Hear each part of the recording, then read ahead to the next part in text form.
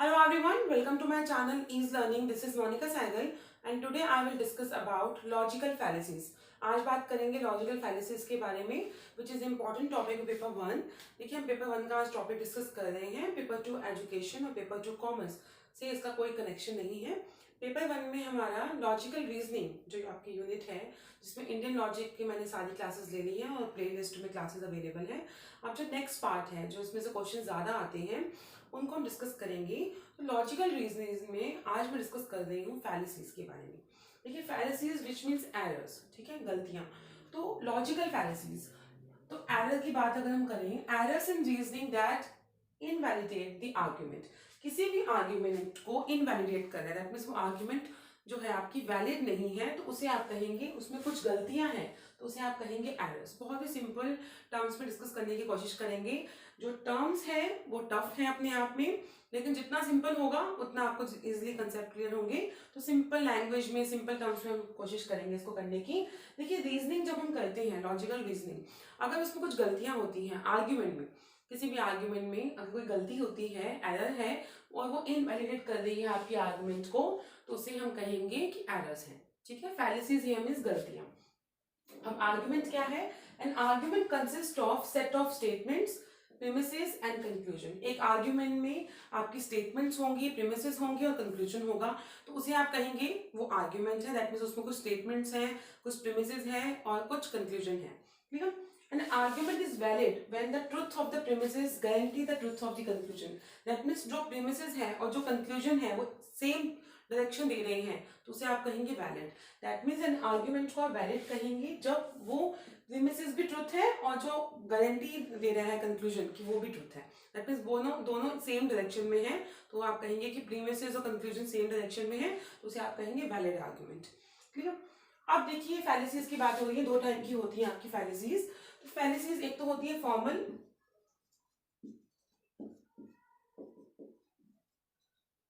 And informal. ठीक है, informal के टाइप्स लिखे हैं क्योंकि फॉर्मल फैलेसीज होती है जब स्ट्रक्चर में कोई प्रॉब्लम हो, सेंटेंस में कोई प्रॉब्लम हो तो उसे आप कहेंगे फॉर्मल फैलेसीज. ठीक है, स्ट्रक्चर में कोई प्रॉब्लम है या स्ट्रक्चर में आपको एरर साफ साफ दिख रहा है, सेंटेंस में प्रॉब्लम है तो उसे आप कहेंगे फॉर्मल फैलेसीज. इनफॉर्मल फैलेसीज जहां पे लॉजिक में दिक्कत है और यहीं से क्वेश्चन आते हैं पेपर वन में. इन फैलेसीज के नाम होंगे और आपको कुछ स्टेटमेंट दे दी जाएंगी. ये क्वेश्चंस आ चुके हैं कि कौन से स्टेटमेंट से कौन से फैलेसीज है. नाम आपको देखकर बताना है कि कौन से टाइप की फैलेसी है. तो इनफॉर्मल फैलेसीज को हम डिस्कस करते हैं. सबसे पहले बात करते हैं फर्स्ट फैलेसी की which is ad ignotion. That means ad here means it is came from the Greek terminology. ठीक है, एड आपका वो एड वाला एड नहीं है, एडी जो आपके विज्ञापन कहेंगे हम वो एड नहीं है ये. तो it's comes from Greek terminology which is used in an argument as fallacy appeal to ignorance. आपने एक कीवर्ड याद रखना है. ad ignotium means appeal to ignorance. appeal to ignorance. That means आप जो ओरिजिनल जो सही बात है उसे इग्नोर कर रहे हैं आप. ठीक है, that means a fallacy is informal logic. यहाँ पे किस टाइप का लॉजिक है? इनफॉर्मल. इनफॉर्मल लॉजिक और proposition is true because it has not been proven false. ऐसी प्रोपोजिशन ट्रू मान ली क्योंकि हम उसे फॉल्स प्रूव किया नहीं. ठीक है, जैसे गॉड की एग्जिस्टेंस की बात करें तो गॉड को हमने देखा तो नहीं है लेकिन हम सब मानते हैं कि गॉड एग्जिस्ट करता है. तो इस चीज को अगर दूसरी डायरेक्शन में लेके जाएं कि हमने देखा नहीं है तो गॉड है नहीं तो उसे आप कहेंगे इग्नोर करना. तो एड इग्नोशियम विच मीन्स कि अपील टू इग्नोर. आपने कीवर्ड रिमेंबर रखना है, that is appeal to ignore. Clear. The second we have fallacies of equivocation. Equivocation आपने इक्वी से रिमेंबर करना है. Equi, when a word or phrase or sentence is used to deliberately to confuse, deceive or mislead. That means आप एक particular word use कर रहे हैं, किसी को आप compare कर रहे हैं उस word के साथ, तो आप उस टाइप की fallacies कैसे करेंगे? उसमें जैसे आप मान लीजिए आप बोलेंगे कि जितने भी स्टूडेंट्स हैं बहुत ही ब्राइट हैं और जैसे ब्राइट स्टार्स होते हैं उनकी तरह है. तो स्टार्स को आपने और लेकिन समझने वाले ने उसे स्टार ही समझ लिया कि स्टार बोला है तो स्टार की बात हो रही है. दैट मीन्स आपकी फॉलिसीज ऑफ इक्विवोकेशन. इक्वी दैट मीन्स आप किसी को किसी के साथ कंपेयर कर रहे हैं और उसको इक्वी सेम चीज ट्रीट कर रहे हैं. तो फैलेसीज ऑफ इक्विवोकेशन. ठीक है. Then the most important fallacy ad populum. Ad populum होता है कि जो सब कर रहे हैं वो आप कर रहे हैं. Clear? Ad populum are those propositions which are accepted just because all other people are agree on it. ठीक है, या everybody is doing it. अभी क्या हुआ था कुछ टाइम पहले, इंजीनियरिंग का एक क्या कहेंगे एनवायरनमेंट ही हो गया था कि सभी इंजीनियरिंग कर रहे हैं या सभी कॉमर्स के स्टूडेंट हैं। तो दैट मीन्स कि आपको खुद का नहीं पता कि आप किस स्ट्रीम के लिए बने हैं, क्योंकि सब कर रहे हैं इसलिए आप कर रहे हैं। तो ऐसी फैलिसीज होती हैं एट पॉपुलर। जो पॉपुलर है, जो सब कर रहे हैं वही आपने कर ली, तो as everybody is doing it that's why you are doing it. That means कि आपको 10th के बाद काउंसलिंग या ड्यूरिंग 10th आपको काउंसलिंग क्यों दी जाती है, क्योंकि जब आपने 11th-12th में अपने सब्जेक्ट चूज करने होते हैं तो आप अपने आपको पहचान पाए, आपको पता हो कि आप किस सब्जेक्ट के लिए बने हैं। आप साइंस टीम के लिए हैं, आप कॉमर्स के लिए हैं, आप आर्ट्स के लिए हैं। लेकिन होता क्या है कि बच्चों को नॉलेज नहीं मिलती, और जो सब कर रहे हैं, जो उनके फ्रेंड्स कर रहे हैं, वो भी वही चीज करने लग जाते हैं। दैट मीन्स एट पॉपुलर या मीन्स कि everybody is doing it, that means you are doing it, same thing. तो इसमें ये बहुत ही इंपॉर्टेंट है, 3 टाइम्स इसमें से क्वेश्चन आ चुका है।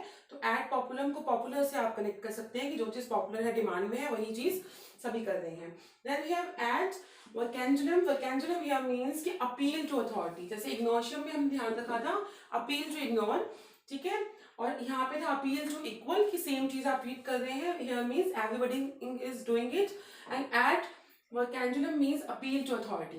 देखिए जो भी एक्सपर्ट है या अथॉरिटी है, अगर वो चीज आपको, कोई डॉक्टर आपको कोई क्रीम या कोई भी चीज बताए, ठीक है, कि आपको ये चीज यूज करनी है, तो समझ आता है क्योंकि वो एक्सपर्ट है। लेकिन जो हम एडवर्टीजमेंट देखते हैं वो एक्सपर्ट नहीं है, क्योंकि हम उनके फैन हैं, हम उन्हें फॉलो करने लग जाते हैं। मान लीजिए आपने लक्स सोप की एड देखी होगी, या जिसमें जितनी भी सेलिब्रिटीज हैं, तो हमें लगता है कि इससे भी हमारी स्किन अच्छी हो जाएगी, क्योंकि appeal to authority, that means वो एक्सपर्ट नहीं है, but appeal to authority, that आपने उनको अथॉरिटी दे रखी है, या वो इस टाइप की सेलिब्रिटी है जो आप उनको फॉलो कर रहे हैं। इसमें क्या होता है कि फैलेसी अकर हो गई। अगर कोई एक्सपर्ट आपको ये बताता कि आप एक प्रोडक्ट यूज कीजिए, it is good for your skin, that means समझ आता है कि एक्सपर्ट है, उन्हें पता है, नॉलेज है। लेकिन हम एडवर्टीजमेंट में क्या करते हैं, यूजुअली सारी एडवर्टीजमेंट में, विराट कोहली जिन एडवर्टीजमेंट में है या जो लोग उन्हें फॉलो करते हैं, तो जो चीज वो चिप्स खा रहे हैं, जो चीज वो बता रहे हैं, तो वैसा ही फॉलो होने लग जाता है। दैट मीन्स यहाँ पे कौन सी फैलेसीज हुई, अपील टू अथॉरिटी, ठीक है। एक्सपर्ट्स जो यूज करते हैं, पब्लिक फिगर्स, सेलिब्रिटीज जो चीजें यूज कर रहे हैं, और आप भी सेम चीज करती है। Next we have the hasty generalisation fallacies. Hasty generalisation, इसमें बहुत सिंपल टर्म्स में हम करेंगे कि जंप टू द कंक्लूजन। आपने स्टेटमेंट को समझा नहीं और आप सडनली कंक्लूजन पे जंप कर गए। That फैलेसीज occurs when someone drives expensive conclusion based on the inadequate evidence. उसके पास कोई एविडेंस नहीं था, लेकिन आप एक कंक्लूजन पे जंप कर गए। कोई भी एग्जांपल ले सकते हैं कि कई बार क्या होता है, ऑफिस में आप बहुत अच्छे से अपना काम कर रहे हैं, लेकिन एक इमेज बन गई है आपकी कि आपको काम नहीं आता, या आपको कोई पर्टिकुलर काम की नॉलेज नहीं है। ये बन गई इमेज, सामने वाले ने खुद से ही बना ली, विदाउट एनी रीजन, कोई एविडेंस नहीं है, लेकिन आप अपना काम अच्छे से करेंगे भी तो वो दिखेगा नहीं। दैट मीन्स आप कंक्लूजन पे, ये फैलेसीज अकर हो रही है, एरर की बात करते हैं हम, तो एरर अकर हो रहा है कि आप जंप टू कंक्लूजन, आप कंक्लूजन पे जंप कर गए उस वक्त। क्लियर? तो यहाँ आप कहेंगे hasty generalisation fallacies. Next we have strawman fallacies. Strawman आपने देखा होगा, खेत खलियान होते हैं, उसमें एक स्ट्रॉमैन बना देते हैं ताकि जो बर्ड्स हैं या कोई भी चीज जो वो वहां पे आपकी क्रॉप है उसको नुकसान ना पहुंचाए। तो यहाँ पे भी स्ट्रॉमैन है। जब किसी के पास आर्ग्यूमेंट का वैलिड कंक्लूजन नहीं होता या वैलिड आंसर नहीं होता, तो वो ऐसी बात करते हैं कि आपकी आर्ग्यूमेंट डाइवर्ट हो जाए, ठीक है। Straw man फैलेसीज, a straw man is an informal फैलेसीज in which an opponent position is depicted as being more extreme or unreasonable than is justified by what was actually asserted. That means कि कई बार आपने, अभी जो debate चलती रहती है, अभी वैक्सीनेशन पे डिबेट चलती रहती है, न्यूज चैनल आप खोलते हैं तो न्यूज कम है और डिबेट सेशन ज्यादा हो रहा होता है। एक पर्सन कुछ और बोल रहा है, दूसरा पर्सन कुछ और बोल रहा है, और सडनली एक आर्ग्यूमेंट स्टार्ट हो जाती है और बस चिल्ला रहे हैं वो आपस में। अब किसी के पास मान लीजिए एक बात का जवाब नहीं है, तो क्या करेंगे, या तो शोर मचाना शुरू कर देंगे या कोई और ऐसी बात ले आएंगे जो उससे कनेक्शन ही नहीं है, ठीक है। दैट मीन्स अभी कोरोना के टाइम पे भी जब न्यूज चैनल में पूछा जाता था कि हॉस्पिटल्स की क्या कंडीशन है, बेड्स अवेलेबल हैं या नहीं, जब तो पॉलिटिशियन है, वो कैसे आंसर करते हैं, दूसरी तरफ बात को ले जाना। दैट मीन्स आप उस आर्ग्यूमेंट से बचने के लिए एक स्ट्रॉन्ग स्ट्रॉमैन क्रिएट कर देते हैं। स्ट्रॉन्ग स्ट्रॉमैन हियर मीन्स कि ऐसी बात क्रिएट कर देंगे जिसका उससे कनेक्शन नहीं है और बात डाइवर्ट हो जाती है, तो उसे आप कहेंगे स्ट्रॉमैन फैलेसीज। ठीक है, you are creating a strawman, किस लिए? For escaping the argument. Then we have fallacies of slippery slope. Slip करना, उसी से हम रिमेंबर करेंगे इसे। Slippery slope is also known as your extrapolation, that means we come to A B and then jump to Z. इसका best example नहीं, अगर Hindi medium एक मूवी थी इरफान खान की, और एक एक्ट्रेस थी, उनका नाम मुझे रिमेंबर नहीं है अभी। उस मूवी अगर आपने देखी हो तो पता होगा, और जिन्होंने नहीं भी देखी उनके लिए मैं बता दूं कि उस पूरी मूवी में अपनी डॉटर को वो इंग्लिश मीडियम स्कूल में, एक्सपेंसिव इंग्लिश मीडियम स्कूल में एडमिशन करवाना उनका टारगेट था, और उसी पे वो मूवी आसपास उसके बेस्ड थी। अब वो जो मदर थी, उनका कहना था कि अगर मेरी डॉटर ने इस पर्टिकुलर स्कूल में एडमिशन नहीं लिया तो क्या होगा, कि उसके फ्रेंड्स नहीं बनेंगे, तो वो डिप्रेशन में चली जाएगी, तो हो सकता है वो ड्रग्स लेने लग जाए, तो हो सकता है वो फ्यूचर में सुसाइड कमिट कर ले। एक स्कूल का सुसाइड से कोई कनेक्शन नहीं है। That means slippery slope here means कि आप उस कंक्लूजन पे चले जाते हैं जिसका उससे कोई कनेक्शन ही नहीं है। आप ए पे गए, बी पर गए, और suddenly you came to Z. That means आपने ऐसा एक स्लिपरी स्लोप बनाया कि आपका मतलब आपके टॉपिक से और कंक्लूजन का कोई कनेक्शन ही नहीं है। एक स्कूल का सुसाइड से कोई कनेक्शन नहीं है कि अगर एक बच्चे ने एक अच्छे महंगे स्कूल में एडमिशन नहीं लिया तो उसको सुसाइड कमिट करनी पड़ेगी, लेकिन उसने कैसी पॉलिसी कमिट की? Slippery slope fallacy. That means उसने जंप कर दिया बहुत जल्दी, ए से बी, फिर बी से सी, और सीधा जेड पर। दैट मीन्स आप 1 2 से स्टार्ट किया और ये came to 100। That means slippery slope is also known as assured extrapolation। ठीक है, then we have red herring fallacies. while it is similar to avoiding, ये भी अवॉइड करने के लिए होती है। इसमें फर्क और रेड हेडिंग में, इसमें ये फर्क है कि इसमें आप एक ऐसा स्टेटमेंट देंगे जो आपकी स्ट्रॉमैन की तरह काम करेगा अपने बचाव के लिए। रेड हेडिंग में क्या होगा? आप अवॉइड करेंगे। हम पेरेंटिंग में बहुत यूज करते हैं बच्चों के साथ कि बच्चे जब कुछ चीजें मांगते हैं आपसे, तो आप बोलते हैं कि अब उन्हें हाँ भी नहीं कर सकते, और ना किया तो वो शोर मचाना शुरू कर देंगे। तो हम क्या करते हैं कि उनकी बात को डाइवर्ट कर देते हैं। आप उस ओरिजिनल आर्ग्यूमेंट को डाइवर्ट कर देते हैं किसी और आर्ग्यूमेंट के लिए।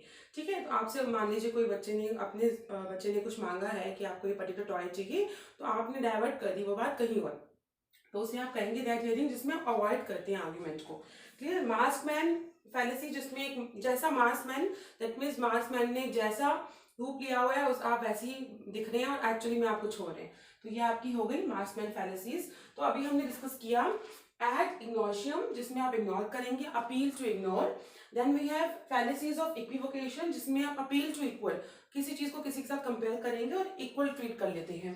देन वी हैव एट पॉपुलम, जो पॉपुलर है, जो सब कर रहे हैं वो आप कर रहे हैं, तो आपने वो फैलेसी अकर कर दी ये। देन वी हैव एट वैकेंजुलम, अपील टू अथॉरिटी, जिसमें अथॉरिटी जैसा कह रही है वो बात कर रहे हैं आप। Then we have the hasty generalisation fallacy, जिसमें आप बहुत जल्दी कंक्लूजन पे पहुंच जाएंगे विदाउट एनी एविडेंस। ये सारे एरर्स हैं, फैलेसीज हैं। Then we have strawman fallacies, आपने अचानक से उस बात को कहीं डिपिक्ट कर दिया, एक स्ट्रॉमैन क्रिएट कर दिया अनरीजनेबल, मतलब जिसका कोई उस टॉपिक से कोई कनेक्शन नहीं था। Then we have fallacies of slippery slope. Slippery slope is also known as absolute extrapolation, which means कि आप बहुत जल्दी जंप कर गए। स्लिपरी जैसे स्लिप करते हैं ना जल्दी जल्दी, वैसे ही आपने एक से दूसरे तीसरे पे जाकर सीधा जंप कर दिया लास्ट बात पर ही। Then we have red herring fallacies, while it is similar to the avoiding the issue fallacies. That means कि आप उस ओरिजिनल आर्ग्यूमेंट को अवॉइड करने की कोशिश कर रहे हैं। तो ये थी आपकी लॉजिकल फैलेसीज, जिसमें लॉजिकल फैलेसीज में इनफॉर्मल फैलेसीज को डिस्कस किया हमने। फॉर्मल फैलेसीज जिसमें स्ट्रक्चर में ही प्रॉब्लम होती है, और इनफॉर्मल फैलेसीज जिसमें हमने कुछ मेन इंपॉर्टेंट टॉपिक डिस्कस किए हैं जो एग्जाम का पार्ट बन चुके हैं, पेपर 1 का इंपॉर्टेंट है क्योंकि क्वेश्चन आता है इनमें से।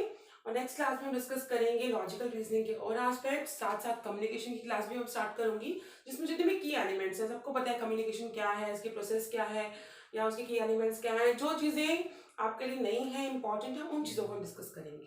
ठीक है, तो आप चाहें तो व्हाट्सएप ग्रुप भी ज्वाइन कर सकते हैं, जहाँ पे आपको फ्री नोट्स और एक गाइडेंस मिल रही है पेपर के लिए, एजुकेशन पेपर के लिए भी और कॉमर्स के लिए भी। और जो भी चैनल के साथ नए हैं वो सब्सक्राइब कीजिए चैनल को। अगर आपको वीडियोस हेल्पफुल लग रही है तो please like share comment. Thank you.